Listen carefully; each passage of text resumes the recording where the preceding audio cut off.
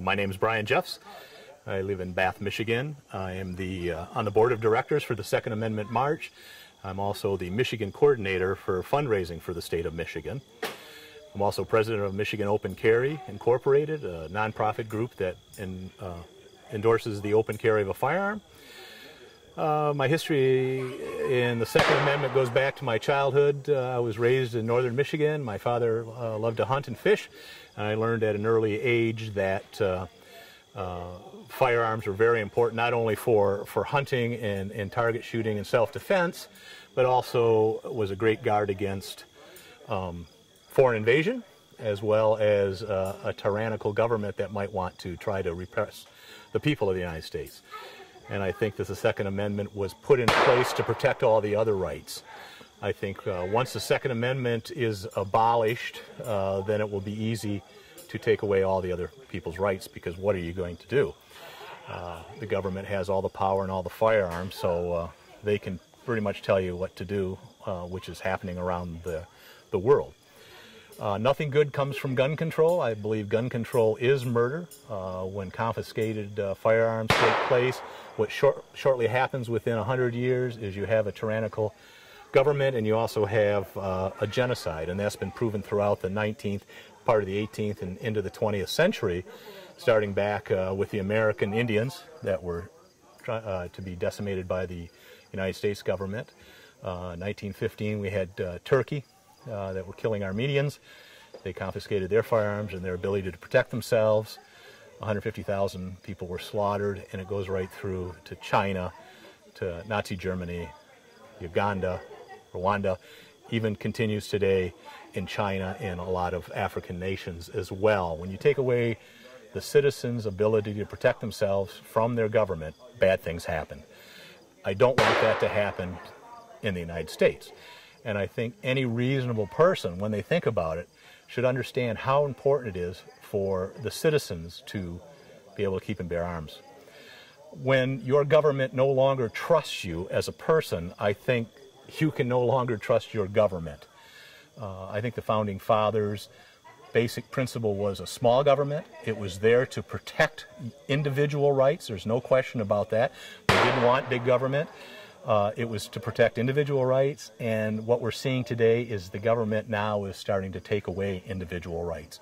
And that's contrary to the intent of the U.S. Constitution and the formation of our government, which I think is unique in the world.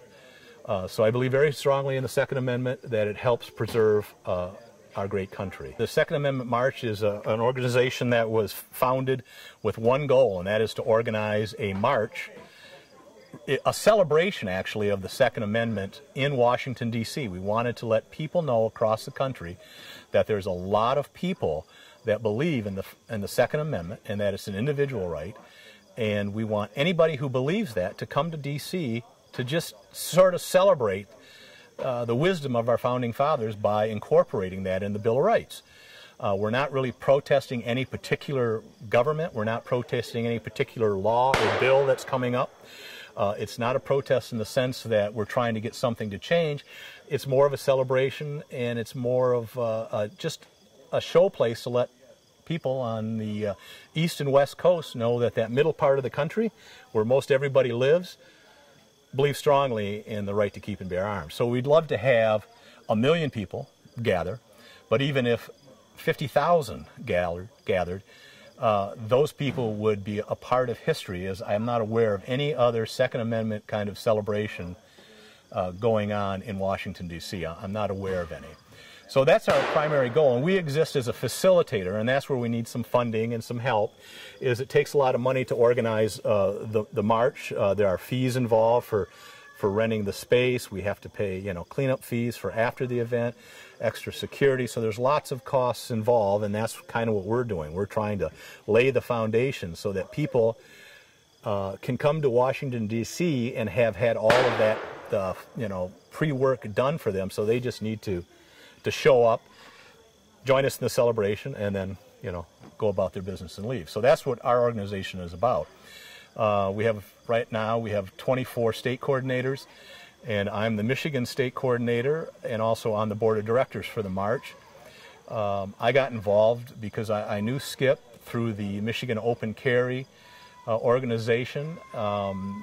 We both believed very strongly that open carry was bringing gun ownership out of the closet and letting people realize that their neighbors, their pastor, their attorneys, their doctors, you know, these are firearm owners as well, and that guns don't necessarily equal crime, evil, or killing. In fact, firearms save more lives than they take.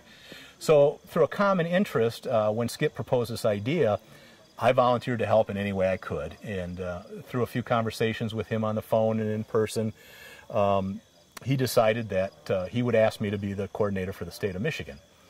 And I said I'd be happy to do it. And I don't know if it was a good choice or not, but it's been a lot of work, and it's been rewarding in a lot of ways. We're not done, but Michigan right now is leading the country in raising money for the march. So that's basically how I got involved in the Second Amendment March. Something I believe in. I wanted to be a part of history. I wanted to help out in any way I could. The march is scheduled for April 19th, 2010, which is next April. We chose April 19th because that's a historical anniversary in our country's history. It's sad that many people don't realize it, but it was 235 years ago on that date that the British left Boston and went to Concord and then Lexington to try to confiscate the colonists' militia firearms. Their cannons, their guns, anything that they had, they wanted to disarm them because the colonists were getting a bit uppity and they didn't like that.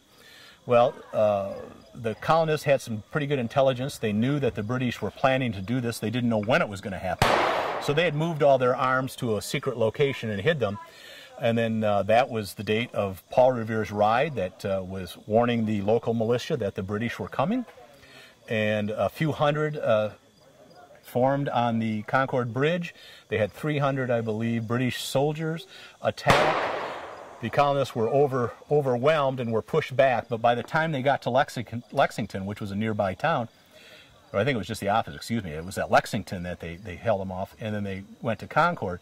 They had a couple thousand militia members, and they defeated the British and chased them back to Boston, and basically those were the shots heard around the world. Basically started the American Revolution. So we picked that date. We thought that was an important date, and we're hoping that everybody that believes in the things that we do can somehow make that sacrifice, come to Washington, D.C. I figure you can get 120,000 people at a University of Michigan football game for a couple of hours. I think we could get 500,000 or 600,000 people in Washington, D.C. So that's the date for that. And we're also doing a march in Lansing at the state capitol there on April 13th. About a week before the D.C. march. So if people can't make D.C. and they're in Michigan and can make it to Lansing, we'd love to have 10,000 or 15,000 people show up at the Capitol in Lansing on that date. We're at the Sleepy Hollow Sportsman Conservation Club, and they have some trap shooting going on, and we have some skeet shooting going on, and people are donating their money to shoot, and that money goes to the Second Amendment March. And also Sleepy Hollow Sportsman's Club has been very generous in their support of the march. They've donated a lot of money, and they've set up today's activities with all of the proceeds on silent auctions and things going to the march. So we want to say a big thank you to Sleepy Hollow. They've really done a great job. Right now, I think they're going to lead the state of Michigan for the most money raised for an event.